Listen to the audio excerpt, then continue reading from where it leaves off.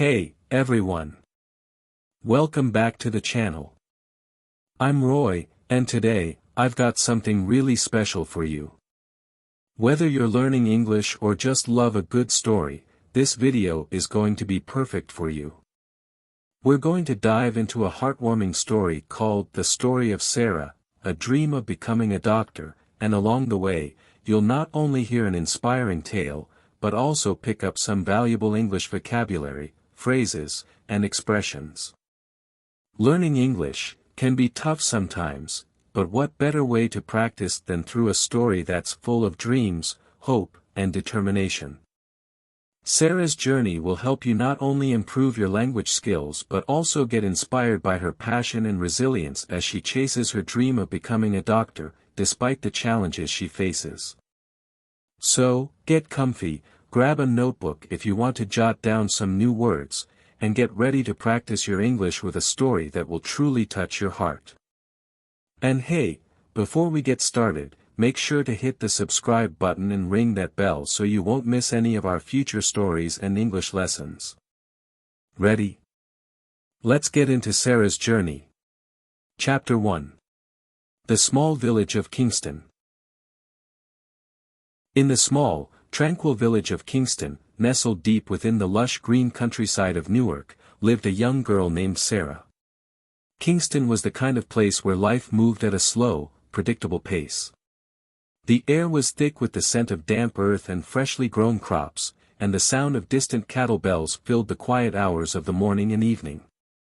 Though beautiful, Kingston was a village where many struggled to make ends meet. The majority of its inhabitants lived off the land, farming what little they could, or worked small trades in the village market. For most people, survival was more a matter of endurance than choice. Sarah's family was no different. They lived in a modest house at the edge of the village, a small, weather-beaten building that creaked under the weight of years gone by. The roof was made of faded brown tiles, some of which leaked when it rained, and the walls were cracked from time to time. The house was small, but it was warm and filled with the sound of love. Sarah's father, Abdul, was a farmer who spent long hours in the fields, planting and harvesting whatever crops he could. Her mother, Layla, worked tirelessly in the village market, selling fresh vegetables and fruits to anyone who passed by. Life was hard, but it was enough to get by, just enough. Despite their meager existence, Sarah had dreams far bigger than anything Kingston had ever offered. "I want to be a doctor," she often said, her young voice filled with a confidence that was rare for someone of her age. When Sarah spoke of this dream, her eyes sparkled with a mixture of hope and determination. But Abdul, her father, would simply smile and shake his head gently. "My dear, becoming a doctor is a very hard thing to do," he would say, brushing a lock of hair from her face. "It takes money we don't have, and a great deal of education. You're better off learning how to work the land and help your mother." Yet, no matter what her father said, Sarah refused to be discouraged. She would sit by the fire at night, looking out the window at the stars, her heart filled with ambition. "I will study hard. I will find a way," she whispered to herself. It didn't matter that her family didn't have much. It didn't matter that the odds were stacked against her. She was determined to make her dream come true. Sarah was only 8 years old, but she had a fire within her that could not be quenched. She knew that the road ahead would be long, full of challenges, but she was ready to face whatever came her way. After finishing her chores, she would grab the few books she had and head off to school, walking barefoot on the rough, uneven road. Her school bag was old, patched together with bits of cloth, but Sarah didn't mind. To her, it wasn't the quality of the bag that mattered, it was the knowledge inside it that was important. Chapter 2, The Encouragement of Miss Lila. Sarah's school was small, located at the heart of Kingston. It wasn't much, just a modest building with broken windows and a roof that leaked when it rained. The walls were adorned with tattered posters, faded from years of exposure to the sun.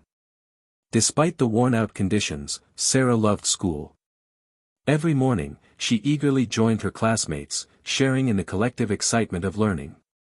There was a sense of community among the children, even if they came from families that didn't have much to offer. But Sarah wasn't like the other children. While most were content with the basic education they received, Sarah dreamed of something bigger. She wanted to be a doctor, a healer, someone who could make a real difference in the world. The other children didn't quite understand her desire, and most of them laughed at her when she spoke of it. "You're too poor to be a doctor, Sarah," they would say. "Why don't you just focus on being a farmer or working in the market like everyone else?" But there was one person who never laughed at Sarah's dreams, Miss Lila, the teacher. Miss Lila was kind, patient, and always encouraging. She saw something special in Sarah, a spark of potential that was unlike anything she'd ever seen in any other student. When Sarah spoke of her dreams, Miss Lila would smile warmly. "Sarah," she would say, "you have a bright mind. If you work hard, you can achieve anything. Don't let anyone tell you otherwise." Those words of encouragement stayed with Sarah. Every night, after she helped her mother with the dishes and the chores, Sarah would sit at her little desk by the window, reading and writing by the light of a small oil lamp. She didn't have many books, just a few old textbooks that were falling apart. But those books were her treasure. She read them over and over, learning everything she could. "I may not have a fancy school or new books," Sarah thought to herself, "but I have something far more important, a dream." Chapter 3, The Long Walk to School. Every morning, Sarah would wake up early, before the sun had even risen.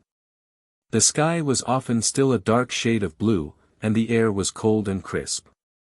She would carefully gather her worn-out school clothes, making sure they were clean, and then quietly make her way to the kitchen. Her mother would already be preparing breakfast, the smell of warm porridge filling the air. Sarah's father, Abdul, would give her a brief hug before she set off on her long walk to school. It wasn't a short journey. The school was located at the other side of the village, and the road was often muddy, especially after a storm. On rainy days, Sarah would have to walk carefully, her feet sinking into the soft earth with every step. But she didn't mind. The journey was long, but it gave her time to think, time to dream. As she walked, she would pass the old stone well near the village square, where women gathered to fetch water, chatting and laughing together. She would pass the tall trees on the outskirts of the village, their branches reaching toward the sky like arms stretched in prayer. She would watch the cows grazing lazily in the meadows, and sometimes, she would even hear the soft bleat of a goat in the distance. All these things, the birds, the trees, the animals, reminded Sarah of how small her village was, but how big her dreams were. On her way to school, Sarah often thought about the future. One day, she whispered to herself, "I will be a doctor.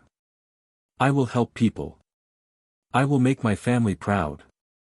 At school, Sarah always paid close attention.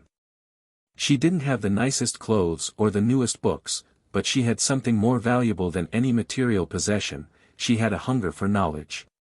Every day, she would listen intently to Miss Lila's lessons, absorbing every word. And at night, after finishing her homework, she would study even more, her mind racing with questions and ideas. But not all the other children in the village shared her passion for learning. Many of them saw school as a chore, something they had to do before they could go back to playing or working. Sarah, however, saw it as a gateway to her future. She knew that if she wanted to become a doctor, she had to learn everything she could. It was the only way to escape the limitations of her small village and the poverty that held her family back. Chapter 4, The Power of Friendship. One afternoon, after school, Sarah was sitting alone by the schoolyard, reading a book when a new girl approached her. Her name was Amina, and she had recently moved to Kingston with her family.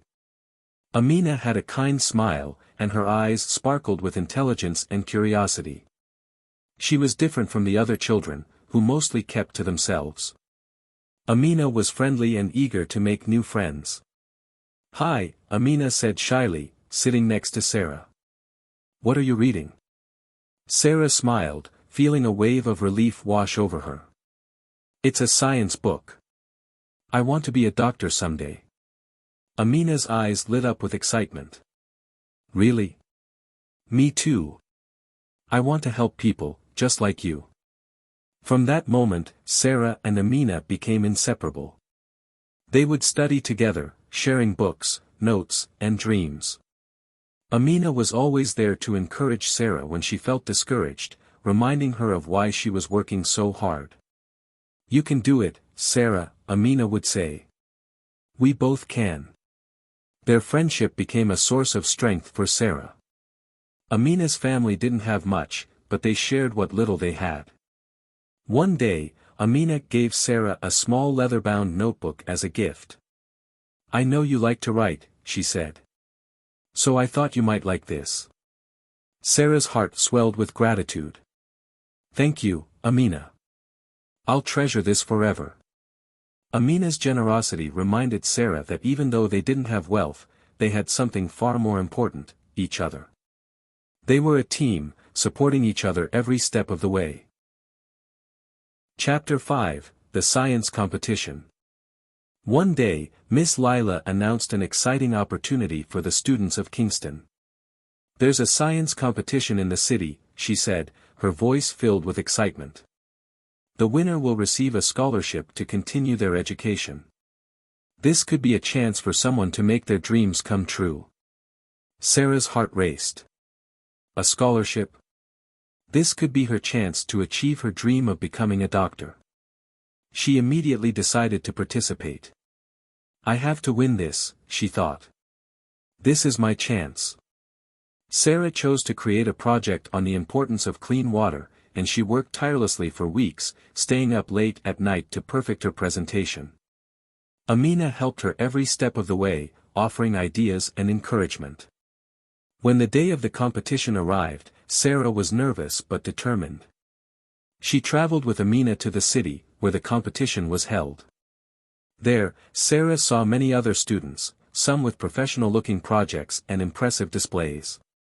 She felt a wave of self-doubt, but Amina squeezed her hand and said, "You've worked so hard, Sarah. You can do this." Sarah stood in front of the judges, her heart pounding in her chest. She spoke about the importance of clean water, explaining how it could prevent diseases and improve the health of entire communities. She spoke with passion, her words flowing smoothly as she shared her knowledge. When the results were announced, Sarah's heart skipped a beat. And the winner is Sarah, the judge announced. Tears welled up in Sarah's eyes as she stood to accept her prize. She had won. Her dream was within reach. Her parents and Amina cheered, their faces beaming with pride.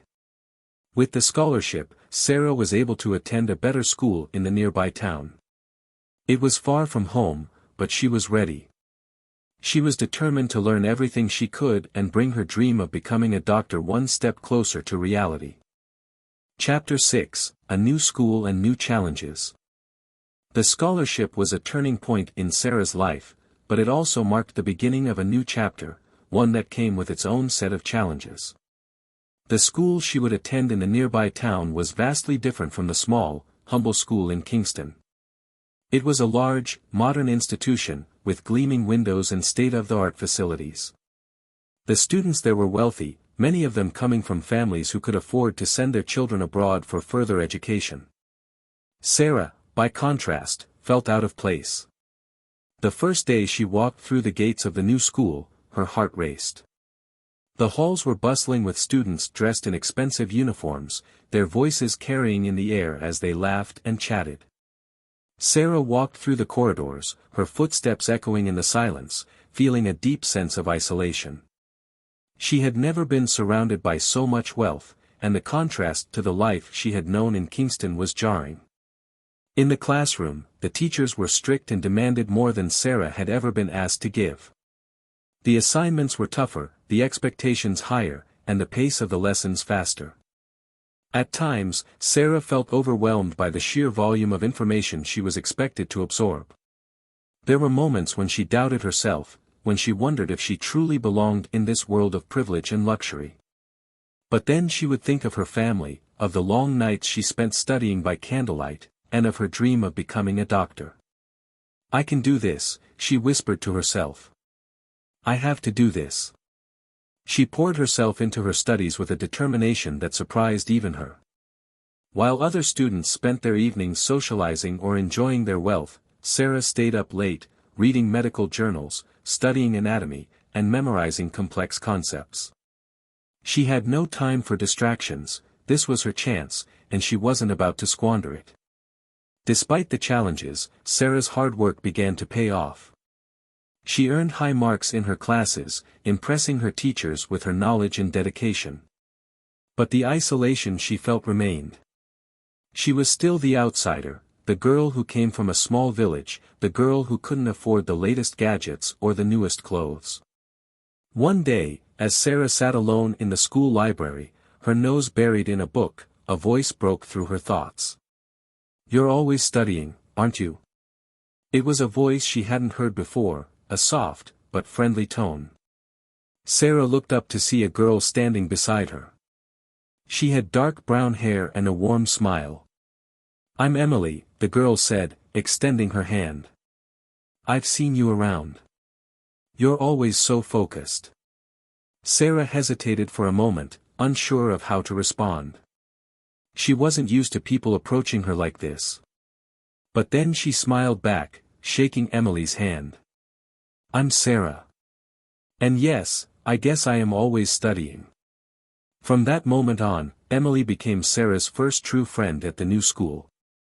She was kind, thoughtful, and never judged Sarah for her background. Emily invited her to study together, and soon Sarah found herself opening up, sharing her dreams and struggles with her new friend. Emily didn't look at Sarah as the girl from the village. She saw her for who she truly was, a hard-working, brilliant student with a burning desire to succeed. With Emily's support, Sarah began to feel more at home in the new school. She still struggled with feelings of being an outsider, but Emily's friendship helped ease the loneliness. Together, they studied late into the night, talking about everything from their hopes for the future to their favorite books. Chapter 7, The Final Step. Years passed, and Sarah's dedication never wavered. She completed her medical degree with honors, her hard work finally coming to fruition. It wasn't easy. There were moments when she wanted to give up, when the weight of the world felt too heavy. But every time she wanted to quit, she would remember the people she was working for, her family, her village, and the dream that had been with her since she was a little girl. When Sarah returned to Kingston, it was with a sense of pride that radiated from her very being. She had done it. She had become a doctor. The journey had been long and filled with obstacles, but she had persevered. She opened a small clinic in the heart of Kingston, dedicating herself to serving the people who had supported her all these years. The villagers, many of whom had never seen a doctor before, came to her for treatment. Sarah provided medical care that was both affordable and compassionate, and her reputation quickly grew. She didn't just heal people's bodies, she healed their spirits, offering them a sense of hope that they had never known. One afternoon, as Sarah stood in her clinic, looking out the window at the village she had once called home, she felt a wave of gratitude wash over her. She had achieved the impossible. Her dreams, once distant and elusive, had come true. She had not only become a doctor but had also returned to the very place that had shaped her into the person she had become. As she thought about everything she had overcome, the doubts, the challenges, the moments of loneliness and isolation, Sarah realized that her journey had only just begun. There were still many people in need of care, many lives left to touch. And she knew that with every patient she helped, she was fulfilling her purpose in life. "I did it," she whispered softly to herself, her heart full of peace. "I did it." Wow, wasn't that an inspiring story? Sarah's journey to becoming a doctor shows us that no matter the obstacles, if you work hard and never give up, dreams can come true.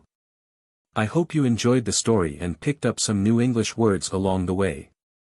If you liked this video, don't forget to hit the thumbs up button. And I'd love to hear from you. What was your favorite part of Sarah's journey? Leave a comment below and let's chat about it. If you're new here and want to continue learning English through stories, make sure to hit that subscribe button and tap the bell icon so you never miss a lesson. There's always more to learn, and we've got lots of amazing stories coming your way. Thanks so much for watching, and remember, the best way to practice your English is to keep learning and practicing every day. Keep chasing your dreams, just like Sarah did. See you next time.